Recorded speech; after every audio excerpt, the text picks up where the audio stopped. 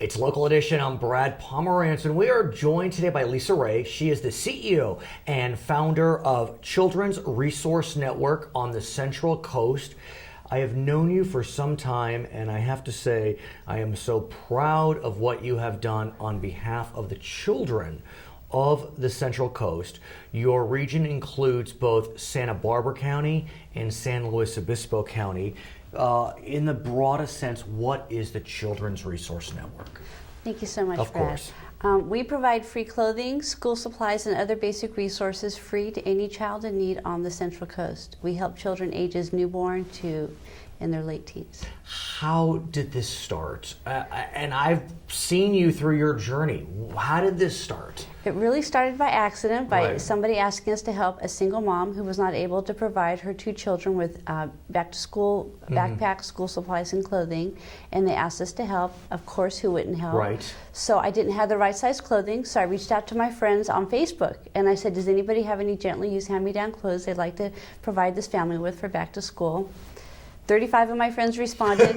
Next thing you know, to make a long story short, to fast forward to now, through working with the community and everybody sharing their children's gently used hand-me-down clothes and sponsors getting behind us, we've been able to help over 20,000 children on the Central Coast in 6 years. And that's what I was going to say. I mean, literally in a very short period of time, you have scaled up from essentially working out of your home. Is it okay that I say that? Absolutely. Started in my garage. Literally Started in out my of your garage. garage. And you now have 7 facilities through the 2 counties. More to come. We'll talk about those momentarily. But let's talk about the different types of facilities that you have, because you really have kind of branched out in such a way that you're targeting certain populations. So you have a children's closet. Yeah, this is our newest program, and it's actually located behind the Arroyo Grande Care Center, which is a healthcare facility for senior citizens. Got it. And they actually help us manage the program. And let's digress for a second, because this program could be amongst the most moving and emotional, because you get these young children and these seniors working together. Yes. And the volunteers who are teens. Yes. And it gives such a sense of purpose for everyone involved. You know, we call it one generation helping another. Right. And so that program provides diapers and school supplies and backpacks and clothing for children ages newborn to teen. Right. And then, that's the key. So this is really focusing on the younger kids, especially those that maybe aren't even in school. Yes, absolutely. And you've told me and explained to me how for some people just getting diapers can be a That's challenge. one of our most popular items and requested items actually is diapers. Which is absolutely. absolutely heartbreaking to think. Yes. Because if a child is not kept in a sanitary condition, you can't even imagine the impact, both emotional and physical. It's hard for us to see so many families suffering, but we do the best that we can as a community, and that's why we all come together. Right. Okay, so that's one of your newer programs. Yes. But you kind of started with this concept of teen closet. Yes. So tell us about the teen closets. We have 3 teen closet programs. One's located at Pacific Beach High School in San Luis Obispo. One is at Arroyo Grande High School in Arroyo Grande. Of course. And one is on campus at Santa Maria High School. Nice. And that's in Santa Barbara County. In Santa Barbara County, So you kind of took that step and moved a little farther south. Yes. Tell us about Teen Closet. What are the teen closets? The teen closets are really a fun resource. They are fun. Yeah, they're They really are cool fun. for high school students. We've made the environment. Old Navy helped us create a look that would be, engaging for teens. Right. All the Cal Poly students get behind us and help us with the clothing and assembling the rooms and actually working in the teen closet programs. And they are on campus, so students can come in during lunch and get what they need at school that day. Or we can also schedule private appointments so they can maintain their anonymity. Although I must say, and I'm glad you brought that up, whether it's you don't kind of give away that they're walking into the teen closet or not, you create an oasis. You create kind of just a safe place for them, where they're not feeling as if that they're taking a handout or taking a hand-me-down. It's a very welcoming environment. Well, especially at our teen closet programs, the students on campus are actually some of our best volunteers. So they're always volunteering. They're always coming in the teen closets to help us assemble the rooms, hang inventory, so you may not even know who's a volunteer, so you don't know. Who's a So client. it's all a mixture, and it's very well received on the campuses. Now, I know you've received support from countless individuals.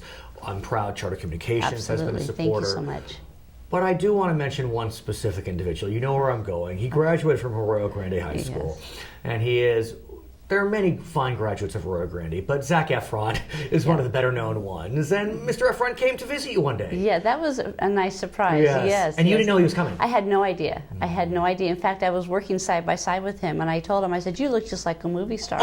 I had no idea. And then? And then he announced, "I am Zac Efron," and I just, I lost all composure. Of course you did. Of course But it was really exciting, especially for the students that were able to receive his clothing. And so in addition to the child closet, the teen closets, you also have one traveling facility. Yes, and that's really our most popular program. It's called the Traveling Children's Closet, and is a 24-foot box trailer that was converted through the Home Depot Foundation into a traveling clothing facility for small children. Wow. And we take that to the most isolated communities throughout the Central Coast. And that way we're able to reach children that may be out in the farm working communities who don't have access to all the resources that the children in the inner city may have. Which really also begs the question about some of your other partners. You have partnered with the Mexican consulate. Yes, the Mexican consulate has been a fantastic support of our organization. Indeed. Tell us about your partnership, how they have been so invaluable as you've marched forward. Yes. Well, in going out to all the different communities, we've seen a great need, since we help so many families, for a way to present information to them in their native language. And many of them have language barriers. They have reading disabilities. And let's remember, it's not always Spanish. That's the key. Yes. You brought some friends on a few years ago where they were speaking Oaxacan. Yes. Yeah, Oaxacan is native language of the indigenous people of Mexico. They are really isolated here, and they are those that are the most in need of resource support. So the Mexican consulate has been very generous in donating her staff to help support us in creating voiceovers on a video resource guides that are geographic specific to the different communities on the Central Coast. And what has that meant for these individuals when you come to them? It just there's no stipulations. There's we're very warm and loving. No judgment. We're there to support them, and it's just really helps empower them to know that they have hope.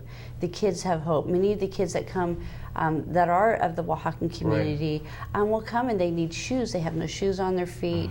They're wearing baby blankets for shawls to keep them warm, and they don't have the resources to the school supplies and to jackets to keep them warm in the winter time. And so we're happy to support them. And the great news is you have exciting news, and that is you have 2 more facilities coming online. I mean, I knew you went. Tell us about what's happening in Lompoc. Yeah, we've been bringing our trailer down to Lompoc since, in fact, we've been working with the families in Lompoc since we started 6 years ago. But now we're able to have 2 locations. Lompoc Unified School District has now donated 2 classrooms to us, large facilities. And one is going to be actually a new hybrid program for us. Which is? We're going to have it as a teen closet and also as a women's clothing resource, a men's clothing resource. Yes, because all we want, in order to support the children, we have to support the parents and give them confidence to go out and have work clothes. I have some suits I'd like to give you. We would love to have them. And also we have the community, we have the Air Force community, the Lompoc Vandenberg Air Force Base community there. And we want to support those that are retiring and going out and seeking employment as well. So the 2 sites are? In Lompoc. One's at the El Camino School. Got it. In downtown Lompoc. And the other one is at Lompoc Middle Valley Middle School. Perfect. Yeah. I'm rendered speechless, and I am so proud of you and so happy that your organization has made such an impact on the Central Coast. And I need to come visit the new facility where you're targeting adults. I think it's nice. So we need the community to give us their gently used hand-me-down clothes. And all the information's on the screen, I promise. Please. Her name is Lisa Ray. She's CEO of the Children's Resource Network. I'm Brad Pomerance. This is Local Edition.